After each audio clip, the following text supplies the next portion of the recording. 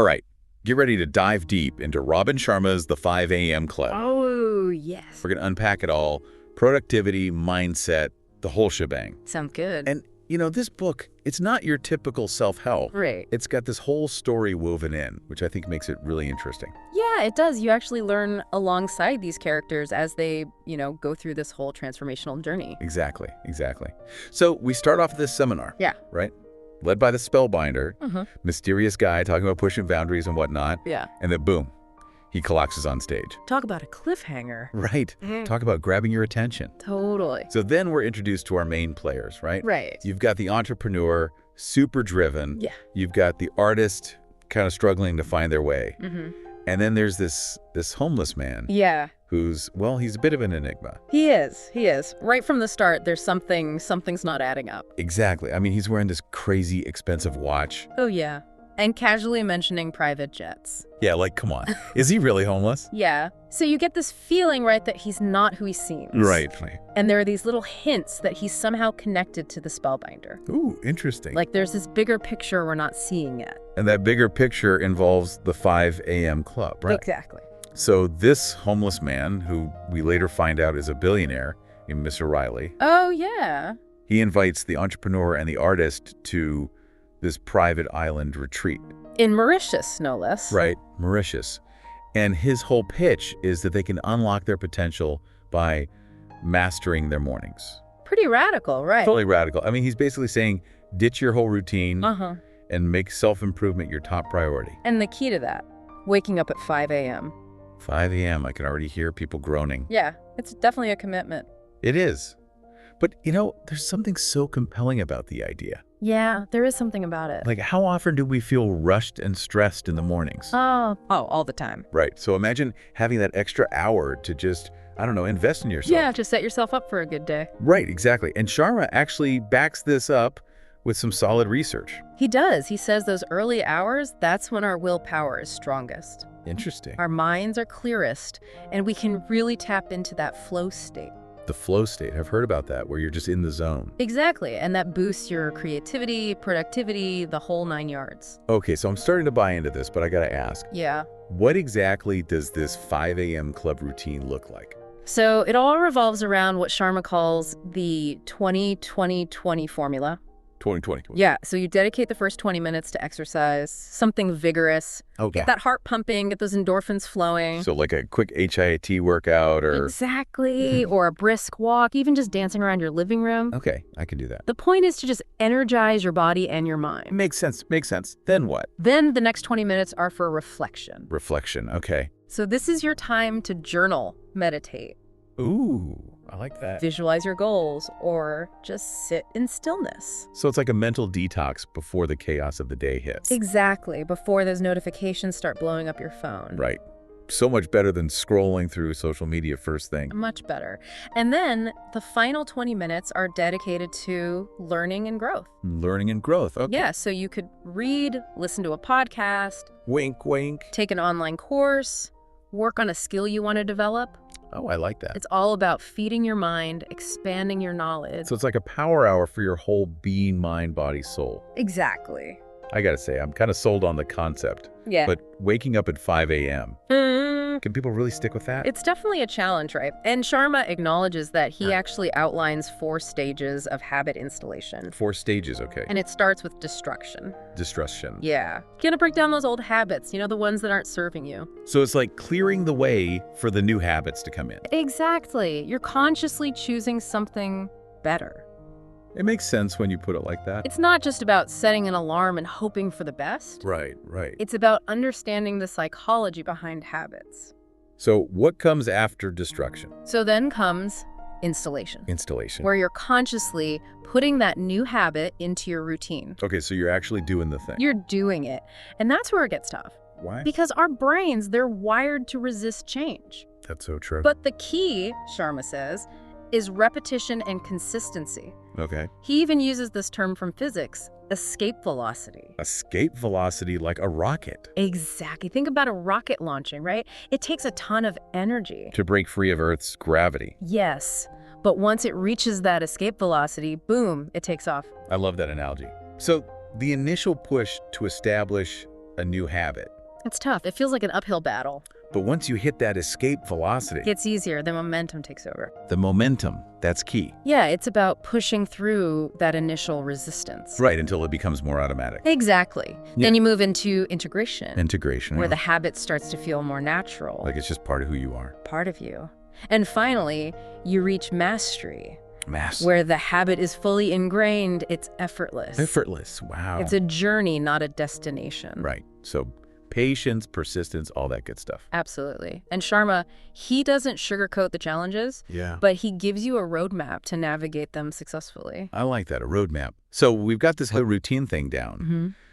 But I'm curious about our characters. Yeah. You know, the entrepreneur, the artist. Right. What happens after they commit to this 5 a.m. club? Well, their adventure takes them from the beaches of Mauritius Ah, Mauritius. to the Taj Mahal in India, the ruins of Rome. It's like a global self-improvement tour. It is. And each location teaches them something new. Ooh, I like that. Yeah. What about Mr. Riley, the billionaire mentor? Oh, he's got some interesting teaching methods. Like what? Think messages in bottles, surprise helicopter rides, all sorts of stuff. That He wants them to step outside their comfort zones, you know? So it's not just about waking up early, it's about a whole new way of thinking. Exactly. A whole new perspective on life. I love it. And Mr. Riley, he talks about cultivating these 5 assets of genius. It does. Okay, I got to hear about this. What are these assets, Yeah. and how do they tie into the 5 a.m. club? Well, the first one is mental focus, the ability to really concentrate. Focus in this day and age, that's a superpower. It is. And the 5 a.m. routine helps with that. How so? It gives you that quiet time to train your attention. Ah, like a mental muscle you're building. Exactly. The more you practice, the stronger it gets. Makes sense, makes sense. What's next? The next one is physical energy. Ah, so the morning exercise isn't just about physical health. Right. It's about optimizing your energy levels for the whole day. Gotcha. So you're getting fitter and priming your brain for peak performance. It's a win-win. Okay, I'm liking this. What's number 3? Number 3 is personal willpower. Willpower, okay. By consistently waking up early, sticking to your routine. You're building discipline, right? Exactly. You're developing that grit to go after your goals. Okay, I can see how that ties in. What about number 4? Number 4 is original talent. Original talent, okay. Sharma believes we all have these unique gifts, right? And the 5 a.m. routine, it gives you the space to explore them. To hone your skills, be more creative. Exactly. It's about figuring out what you're passionate about and mastering it. So it's not just about being busy, it's about doing what you love. And doing it well. And then the final asset is daily time. Daily time, okay. By waking up early, you're essentially getting more time in your day. It's like a secret weapon against that feeling of not enough time. Exactly. It's about taking control of your time and using it wisely. So powerful. This deep dive is already so insightful. It's not just about rehashing the plot. It's like a toolkit for self-improvement. I agree. And, you know, we're just scratching the surface. Right, we got a whole journey ahead of us. Exactly. We've got to see how the entrepreneur applies these principles, how she handles challenges, and trust me, there are challenges. Oh, I bet. I'm hooked. Can't wait to see what happens next. No either. Last time, we were talking about the 5 a.m. club. Yeah. And how, those early hours can be a game changer. Totally. We also started to uncover the entrepreneur's journey, Yeah. as she tries to put all this 5 a.m. stuff into practice. Yeah. But I'm really curious, does she actually see results? Let's just say it's not all sunshine and rainbows. Oh, She hits some pretty big roadblocks, both in her business and personally. I guess that's the real test, right? It is. It's easy to be productive when things are going well. Exactly. But what happens when those curveballs come flying at you? Right, right.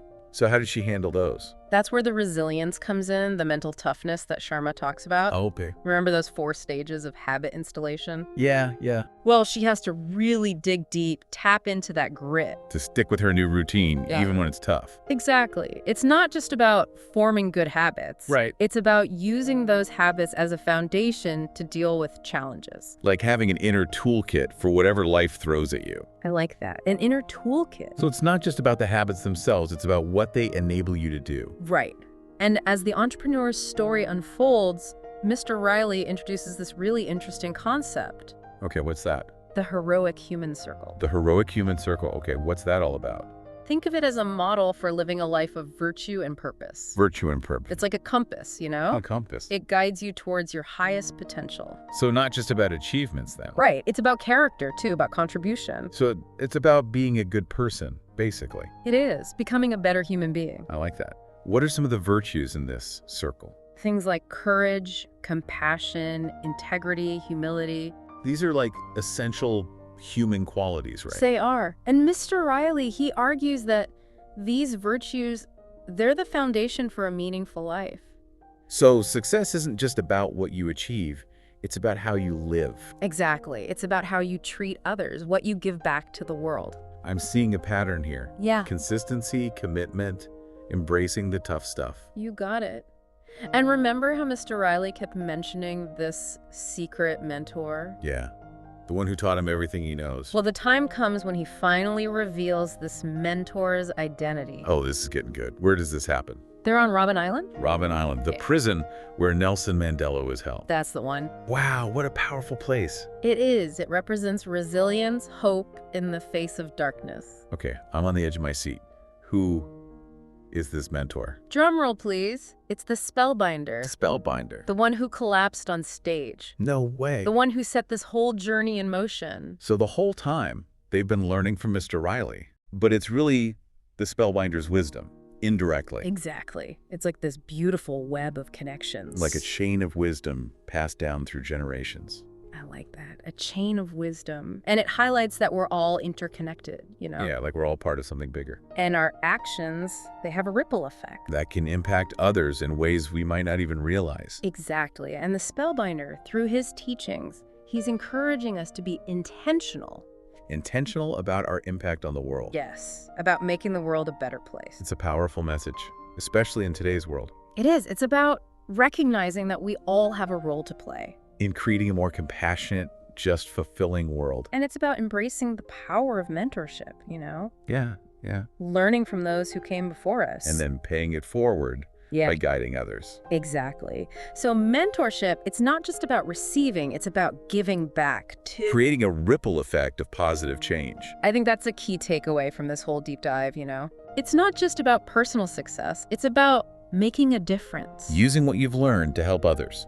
And I think that resonates with people, you know? Yeah, totally. We all want to find meaning, purpose. Right. And the 5 a.m. Club, it gives you a framework for doing that. Starting each day with intention, focusing on contribution. It's about those small, consistent actions, showing up for yourself and others. And believing that you can make a real impact. One morning at a time. So we know the Spellbinder is Mr. Riley's mentor. But what happens to him? Does he recover? That's a question for part 3. Oh, you're killing me. I gotta know. You'll have to wait and see. Okay, we'll pick this up next time. Yeah. I'm hooked. Last time, we were left with this huge reveal, right? The Spellbinder, the guy who started it all. Yeah. He turns out to be Mr. Riley's mentor. A real quest, right? It was. But we never really found out what happens to the Spellbinder. Right. His fate is kind of left open. So, does he recover? Do we ever see him again? Well, the book doesn't really say. Really? So we're just left wondering. I think it's intentional, you know? Intentional.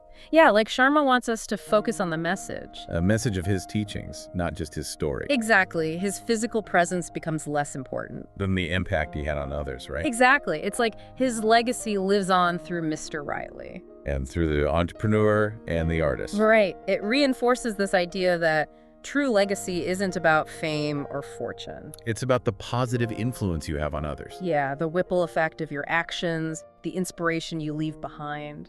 So what about the entrepreneur and the artist? How do they react to this whole Spellbinder revelation? Well, at first they're totally shocked, of course. I bet. But then there's this feeling of awe, of gratitude. For being part of something bigger than themselves? Exactly. They realize they're part of this lineage of personal mastery. It's like they've joined this secret club of high achievers. And they feel responsible for carrying on that legacy. To use what they've learned to make a difference in the world. That's where the heroic human circle comes in, you know? Right, that idea of contributing to something bigger than yourself. Exactly. It's not just about individual achievement anymore. It's about using your success to help others. Okay, so let's shift gears a bit. Okay. Remember all those productivity strategies we talked about? Yeah, the 20-20-20 formula, all that good stuff. There were a couple more that I think are worth revisiting. Okay, like what? The 90901 rule and the 60-10 method. Oh, yeah, those were interesting. Refresh my memory. So the 90901 rule is about maximizing focus. Okay. You spend the first 90 minutes of your workday on your most important task. No distractions, just pure concentration. Right.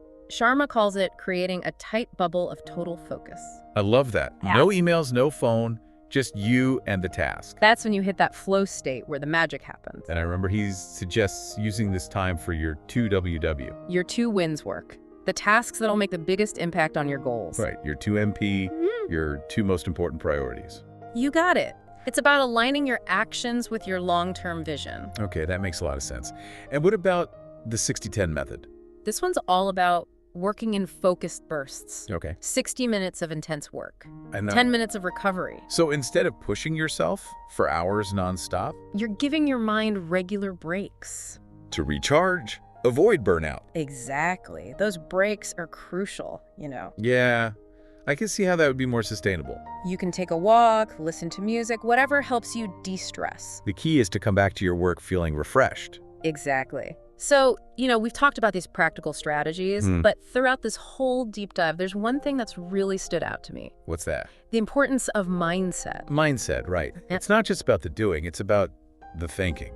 Sharma talks about developing a growth mindset. The belief that you can learn and grow, right? Exactly. Embracing challenges as opportunities. Not as failures. And he emphasizes the power of visualization, too. Creating a clear vision of the life you want. And then taking action to make it happen. It's about believing in yourself, believing you're worthy of success. And the soul set, don't forget that. Oh yeah, the soul set, tell me more. It's about nourishing your inner world, Making time for experiences, finding joy in the simple things. Living in alignment with your values, creating a life that feels authentic. It's like true success is about becoming the best version of yourself. Inside and out. This has been an incredible deep dive. We've covered so much. We have morning routines, mindset, habit formation. Even uncovered a secret mentor. And we saw how all of this plays out in the entrepreneur story. It's been so insightful, so inspiring. I hope so. But ultimately, it's up to each of us to create our own 5 a.m. journey. To decide what changes we want to make, what dreams we'll chase. The power to create a legendary life, it's within each of us. Will you rise to the challenge? That's the question we leave you with. Thanks for joining us on this deep dive.